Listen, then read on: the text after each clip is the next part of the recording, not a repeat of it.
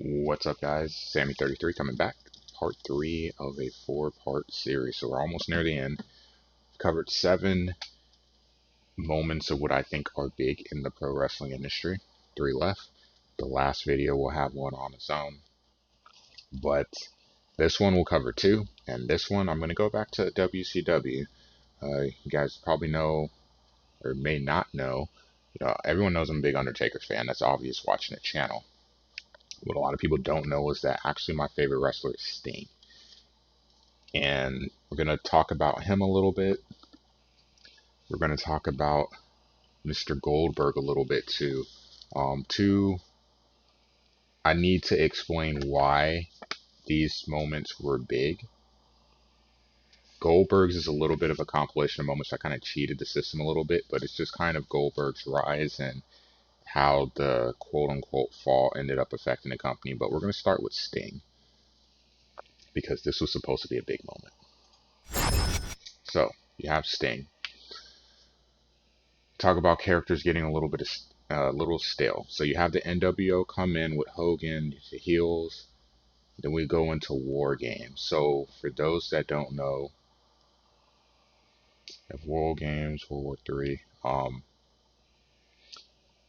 what that pay-per-view was, it was two rings and 2 steel cages put together, and basically a team versus a team, or in some cases, as we've seen going forward, 3 teams, multiple teams.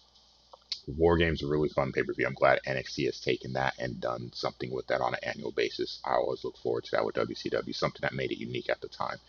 And what we had, NWO comes in, of course, they're wreaking havoc, and we have WCW on one side, NWO on the other side.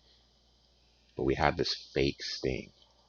So at that time, some may not know, Sting, the black and white, the Crow version. Before that, he was a nice, super colorful bleach blonde. Had the bleach blonde flat top, had the face paint, had the different colored pants. Would come out to the ring with the jacket, and huge crowd favorite. But then you have this fake Sting come in that's helping the NWO. Obviously not the real Sting, and even I knew it at the time it wasn't the real Sting, but they played it up like it was the real Sting. So Sting left. It's like, wow, he's leaving the company. What's going on? And not knowing at the time, Sting was dealing with some personal stuff and some injuries. So really, the time off, and it was a perfect storm. It let everything sit and fester. Sting eventually comes back. The black jacket, the basic face paint, as we all know, and that one line. One thing's for certain about, if there's one thing for certain about Sting, nothing's for sure. And then walks out the ring. It's like, what does that mean? He's joining NWO? Is he just there? Like, what's going on? And they did a really good job of building it up, and he would just randomly show up and do things on Nitro. But then ultimately the NWO becomes bigger. Hogan is the champion, always interference in his matches, always getting help. Kevin Sullivan did a great job of booking heat for them. He was like what they call the heat booker. When I say booking, that means when you have the guys in creative that are writing the storylines and writing segments for the show, he specified in making sure that the heels got the proper heat that they deserve, thus booking events for them or promos for them to help draw it. One of the reasons why, if you pay attention to wrestling of late, Nash and Hall said that he should probably be inducted in the Hall of Fame with the NWO because he played a big part in why they got it as over as they did. But eventually Sting comes back. So you'd watching Nitro, and then you would just see like the camera would just go up in the rafters, and you would just see Sting standing up there in the top of these arenas, just looking down, spotlights on him, just looking down, Crow over his shoulder, just watching everything. Like, this is crazy. And then he would start coming down to the ring, but then it's like he's a good guy. Dropping in from the rafters on the line, dropping down in the ring. the baseball bat signature for Sting, taking out the NWO, saving WCW. I used to love like Macho Man, like just come out and just like have before he went full with the NWO, just come out and stand hands up, or I guess not full NWO, but like when he was having his beef with Hogan, faces turn his everyone would turn their back to Sting, hands out like hit me, and he never would. And eventually, you have this huge build. So Sting is the ultimate good, Hogan the ultimate bad. Sting never says anything. J.J. Dillon, the commissioner at the time, like, what do you want, Sting? We'll give you what you want. What do you want? You have the fans. The Hogan sign. Sting wants Hogan. So he goes out, grabs one, pulls in the ring, just holds it, walks around. Everyone can see he wants Hogan. So you have this big, super main event at Starrcade. Hogan defending the championship against Sting. This should have been a huge moment, but it wasn't. Now it's on my list because of that reason. So let me set up what you have. You have this year plus long build of Sting being gone, Sting not wrestling, Sting getting over with the crowd because of the things that they have him do during I forget, like different segments of Nitro, dropping in and saving the Steiners, dropping in, saving DDP, literally dropping in, grabbing DDP, and bringing him back up to the rafters out of safety. The fake Stings, all these Stings coming down to the ring to flood the NWO, and they just take them all out. But of course, Buff hits the real one, doesn't move, boom, Scorpion Death Drop, and then everyone goes crazy. Sting just kicks their ass. And you have the super main event. So WCW Starrcade is like WWF's at the time, WrestleMania. So this is a huge main event. It should have been the biggest main event that WCW had, but it did not turn out that way for a couple of reasons. So I watched the match as a kid, and was I happy Sting won the championship? Yes. But there were some shenanigans in that match, and those shenanigans led to Sting looking like he lost. And then the match continues, and then Sting with a questionable win, which ultimately led to him having to vacate the title because they had a rematch on Nitro, and then everyone interferes, so the match gets thrown out, no contest, and then the belt gets vacated, and then ultimately Sting goes over Hogan, I believe it was that Sold Out, in order to regain the championship and then have his title reign, which it felt like it lost steam because of the way that he got to ultimately get to that title. The match. Hogan, it looked like the ref, Nick Patrick, counted 3 on Hogan hitting the leg drop and pinning Sting. So he kicks out, but he kicks out after 3. So we're confused, like, wait, did he beat the count? What's going on? But then the match continues. You have Bret Hart come out, and it's supposed to be a quick count, supposedly, but it wasn't. There's a normal 3 count, and he kicks out immediately after the 3. Everyone's kind of confused. Hogan thinks he's won. The match continues. Bret Hart comes out as the enforcer. It's Nick Patrick. You have some craziness going on in the ring. Ultimately, Sting gets, hits the Stinger splashes in the corner, gets Hogan in the, I was going to say sharpshooter, Bret Hart. But gets him in the Scorpion Deathlock. And then Bret Hart signals for the bell. That's how you book your main event. This huge push for over a year that you've been working towards, that you've been building up at pay-per-views. You've been building up on Nitro every week. That's how it ends. That's how it ends. So you can understand, like, Sting wins. He has this moment where he's being carried on the Giant's Big Show. If you don't know, he's called the Giant in WCW. That's what he was. On his shoulders, and WCW's in the breaks. Everyone breaks from the locker room and celebrates the belt coming back home, and it was ugly. So, listening to Bischoff's podcast, the reason that this happened is because Sting was not ready. They were expecting him, post injury, like, okay, he's going to be ready, he's going to be in shape, ready to go. It looks like he has not been working out. still seems like he's not himself as far as the personal issues. And I guess they were saying like, it's a kind of a running joke about him not having enough of a tan, but like he really did nothing from his perspective to be ready for that moment. In defense, I could understand why Sting felt that way because Hogan had a lot of backstage, we'll say, clout and presence, and he got his way a lot. At least that's what the rumors are. That when he didn't like something, he could get it changed. If he was supposed to lose a match, he could get it changed because he didn't like the way he felt. Well, what does this do for me? And he had big enough standing in the company. He had Bischoff in his back pocket. He could get away with a lot of those things. So I can understand Sting feeling, well, I'm going to get screwed anyway. So why should I go in and put all this effort to get ready and be ready for this big moment when Hogan's going to just come and say, I don't want to drop the belt, and they'll find a way to have him keep the title. So you have that going on one side. Then like, okay, well, what do we do? Like, what do we do? Like, and I can't imagine how the creative staff at the last minute, this big pay-per-view, like, what are you supposed to do? This is the day of. So they decide, hey, we're going to have a crazy ending to this match thus we can get Sting to win. So you still get the crowd their moment, but we can continue with this a little bit until Sting is properly ready to take the ball and run with it. And the plan was for there to be a quick 3 count. Thus, there's controversy. Thus, Bret Hart coming out. And you have all the stuff that happens afterwards. But then it's a normal 3 count. So it defeated the purpose. Like, what is going on?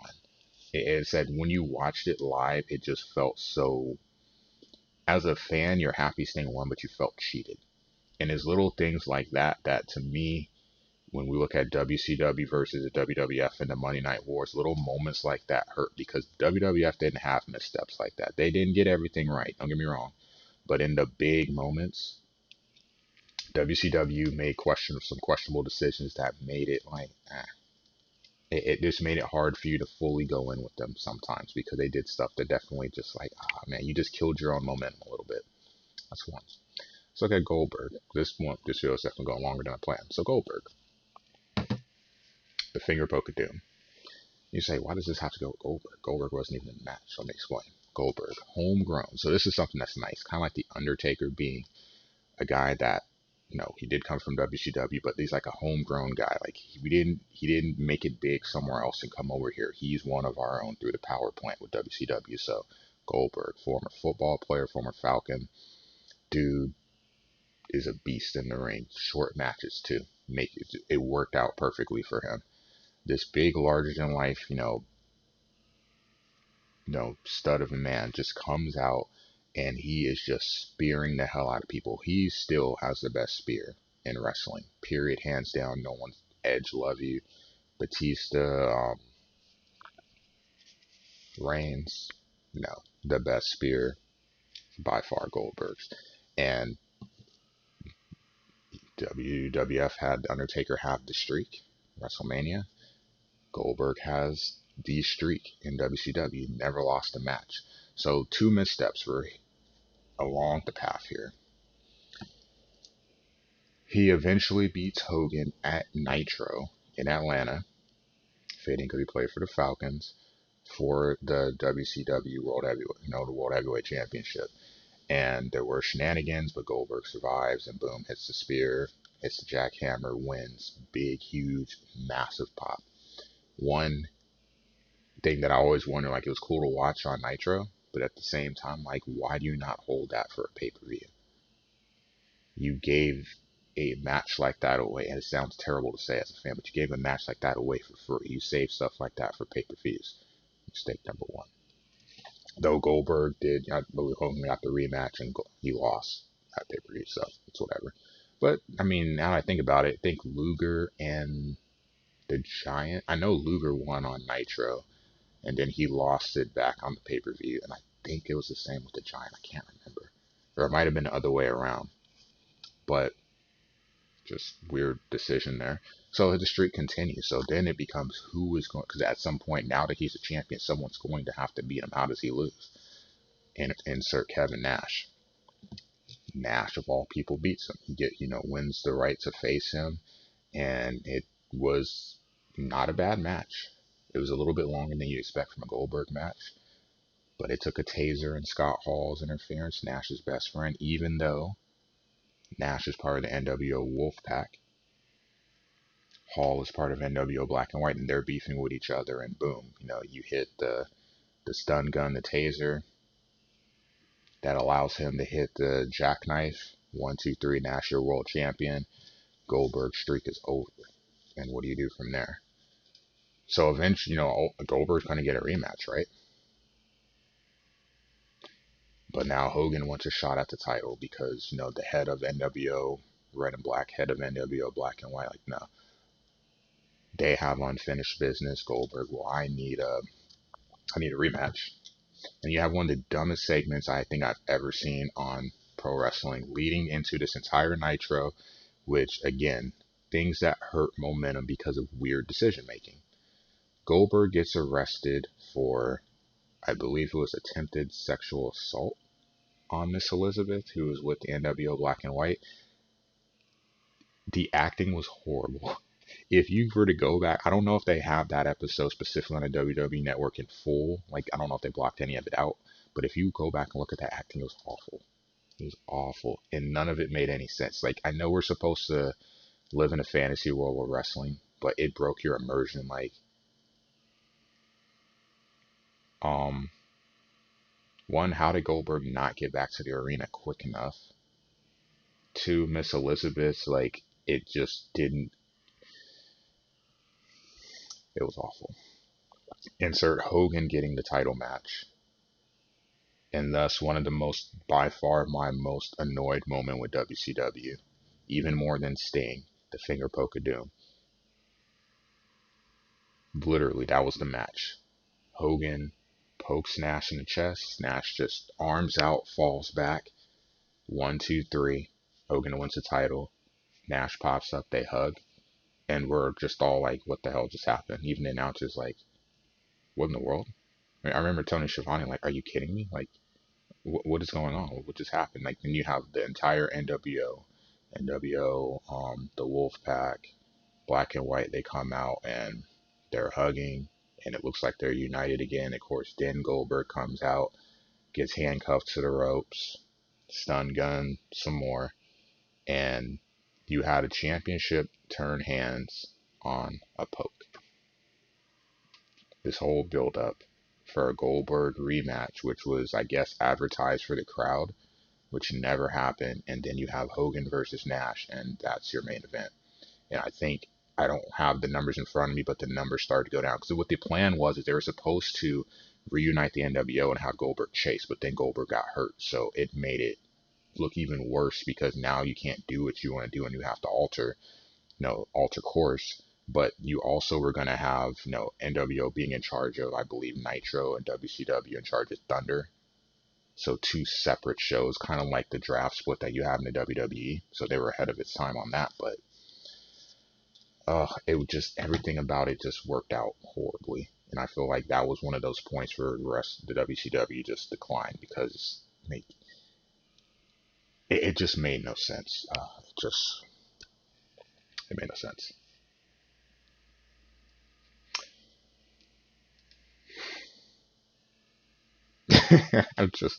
I'm just thinking and laughing about it, like, just how annoyed I was when it happened, because it's one of those moments where you're just like, what just happened? And then you just get angry because, like, this is dumb. This is why I say the mindset of, I hate being a booker when I watch wrestling, because I just want to watch for the story and see what happens and go with it and be immersed in it. Stuff like that breaks immersion. But those are events 8 through 9. So WCW, I do love you, but you did some hurtful stuff. Longer than I planned. A lot about Sting, of course, because that's my guy. But I got one moment left. We'll cover that in the next video. See you next time.